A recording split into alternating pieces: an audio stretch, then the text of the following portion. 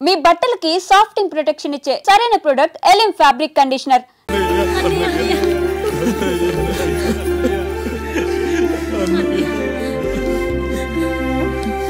రాత్రి చాలా భయం వేసిందనయ్యా.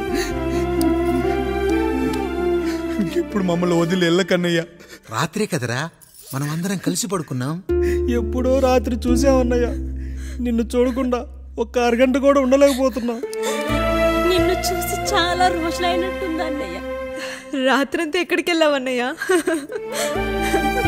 అసలు ఎక్కడికి వెళ్ళారండి? ఇంట్లో దోమలు కుడుతున్నాయని అలా పక్కనే ఉన్న గడ్డివాం దగ్గర పడుకున్నా. మన రత్తాలు వాళ్ళ ఆయన ఊళ్ళో లేడంది. సరే అని తను తోడుగా తీసుకెళ్ళా.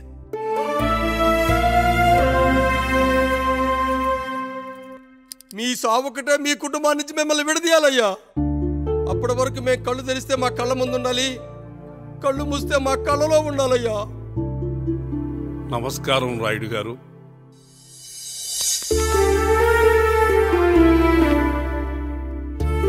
నమస్తే. ఏం జడ్జి గారు ఎప్పుడొచ్చారు? ఇప్పుడే. రాయుడు గారు, మీ కుటుంబం గురించి వినడమే గాని ఇప్పుడే చూస్తున్నాను. ఒక్కసారి మీ కుటుంబ సభ్యుల్ని నాకు పరిచయం చేయండి రాయుడు గారు. వాళ్ళు నా తమ్ముళ్ళు. నమస్కారం. మొత్తం ముగ్గురా? కాదు, నలుగురు. వాడు వేరే షూట్లో ఉన్నాడు. వీళ్ళు నా చెల్లెళ్ళు. నమస్కారం తల్లి. వీళ్ళు నా భార్యలు. నమస్కారం అమ్మా. వీళ్ళు నా బంధువులు. నమస్కారం. నా జీవితంలో ఎంతో ముఖ్యమైన, ఇష్టమైన, ప్రాణమైన మరో మనిషిని మీకు పరిచయం చేయాలి. ఆవిడే.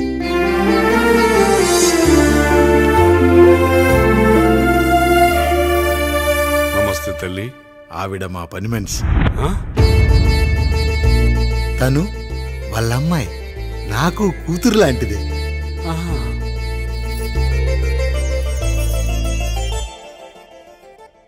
ఆ ఫోటోలోని వ్యక్తి ఎవరమ్మా? మీ ఆయన?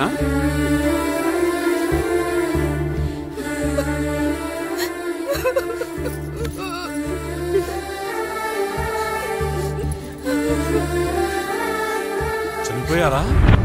అయ్యో లేదండి. ఎక్కడ పడితే అక్కడ, ఏది పడితే అది వాగుతున్నాడని పోలీసులు నగర బహిష్కరణ చేశారండి.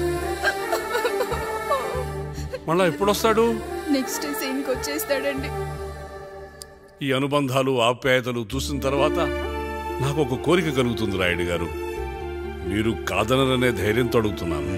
అడగండి. నాకు ఒక్కతే కూతురు.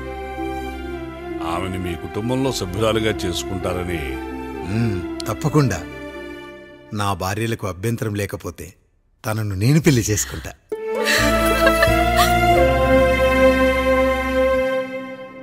అయ్యో, మీరు పొరపాటుగా అర్థం చేసుకున్నారు. మీ పెద్ద తమ్ముడికి చేస్తారని.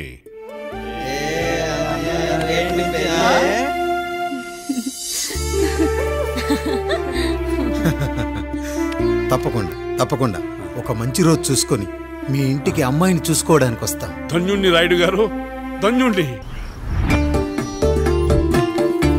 రండి రండి రాయుడు గారు. మీలాంటి పెద్దలు మా ఇంటికి వచ్చి మా అమ్మాయిని మీ కోడలుగా చేసుకోవటం. ఇంకా రాయుడు గారు ఏంటి బావగారు? బావగారు అని పిలవండి. సంతోషం. రండమ్మా. త్వరగా అమ్మాయిని పిలిపించండి. మా వాడు అసలే ఆగలేకపోతున్నాడు. మా వాడు చిన్నప్పటి నుంచి అంతేనండి. కక్కొచ్చినా ఏమొచ్చినా ఆపుకోలేడు. త్వరగా మీ అమ్మాయిని పిలిపిస్తే ఆ కళ్యాణం ఏదో చేసేద్దాం. అమ్మా జయమాలిని, అమ్మాయిని చూసురా.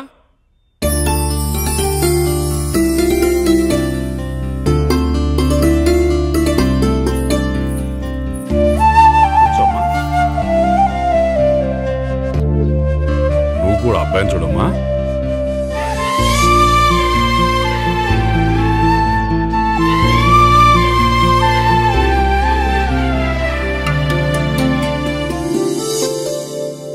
మా అమ్మాయిని చెప్పుకోవడం కాదు గాని అసలు ఈ కాలపిల్ల కాదు బావగారు. రాత్రంతా బయట తిరిగినా కోడి కుయ్యకు ముందు ఇంటికి వచ్చేస్తుందండి. మళ్ళా ఊరంతా నిద్రలేగిస్తే తప్పుగా అనుకుంటారు కదా. తను తిరిగే స్నేహితుల్లో పచ్చి తాగుబోతులు, తిరుగుబోతులు ఉన్నారు. కానీ ఆ విషయాన్ని తన మనసులోనే పెట్టుకుంటుంది కానీ స్నేహితుల గురించి ఎప్పుడూ చెడుగా చెప్పింది లేదు బావగారు. దీని చిన్నప్పుడే నా భార్య కారు డ్రైవర్తో కలిసి పక్క సందులోనే కూరగాయల మార్కెట్కి వెళ్ళి తప్పిపోయారు. అప్పటి నుంచి ఎంత వెతికించినా మా డ్రైవరు కనపడలేదు, నా భార్య దొరకలేదు.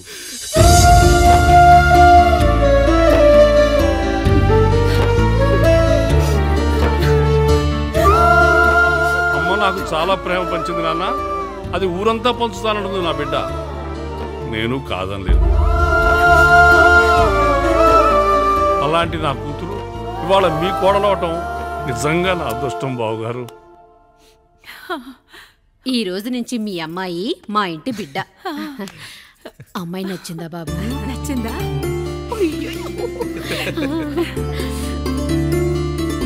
వాడికేం తెలుసు అన్నయ్య గారు, చిన్న పిల్లాడు. ఇప్పటికీ ఆకుని చెవులో పువ్వుని నోట్లో పెట్టుకొని తిరుగుతూ ఉంటాడు.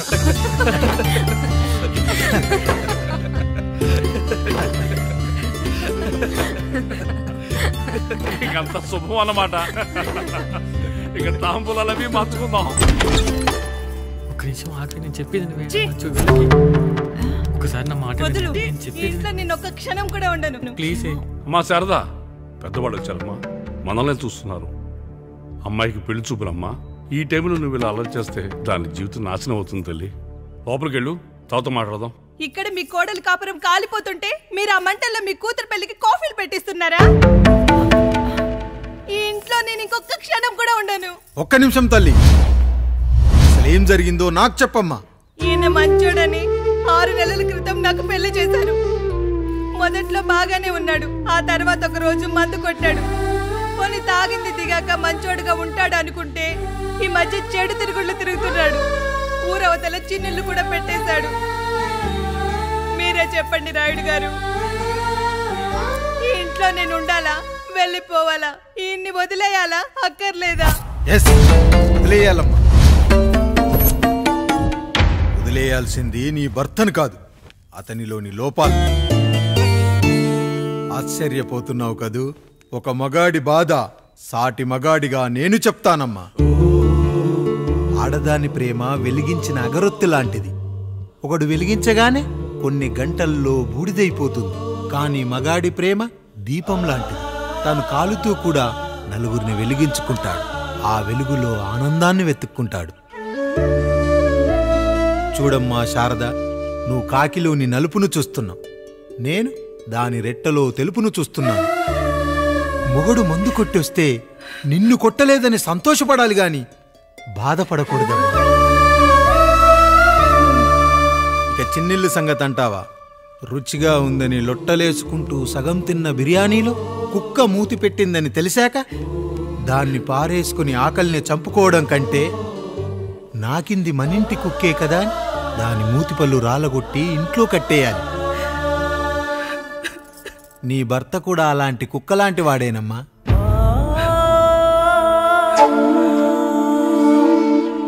ఆడదానికి వయసొచ్చాక 3 ముళ్ళేసుకొని 90 ఏళ్ల జీవితం గురించి కలలు కంటుంది. అదే మగాడు 3 ముక్కలాడి 90 ml మందేయాలని కలలు కంటాడు. హౌస్లోనికి హౌస్ కీపింగ్కి తేడా తెలియని అమాయకపు జాతమ్మా మా మగజాతి. పండగ పూట తినే పాయసం రుచి గురించి మీకు తెలిసి ఉండొచ్చు. కానీ గర్లం కంటే చేదుగా ఉన్న బ్రాందీని కక్కలేక మింగలేక తాగే ఆ బాధ ఒక్క మగాళ్లకు మాత్రమే తెలుస్తుంది. కష్టాల్లో ఓదార్చిన మందును సుఖాల్లో మర్చిపోకూడదని తాగడమే కాని మాకు మాత్రం తాగాలని ఆశుంటుందా తల్లి? చివరిగా ఒక్క మాట, కష్టాలు పొంగల్లో మిరియాల్లా మనకే వస్తాయి, కానీ సంతోషాలు ఉప్మాలో జీడిపప్పులా పక్కనోడుతో ఉంటాయి. ఎదుటివాడి ఉప్మాలో కూడా పనికిరాని కరివేపాకుంటుందని సర్దుకుపోవడమే జీవితమమ్మా. రాయుడు గారు, నన్ను క్షమించండి. రాయుడు గారు, నన్ను క్షమించండి. నా తప్పు నేను తెలుసుకున్నాను. ఈ రోజు నా 2 బిడ్డల జీవితాన్ని కాపాడారు రాయుడు గారు. ఈ శుభ కార్యక్రమాన్ని కూడా మీరే జరిపించండి. తప్పకుండా.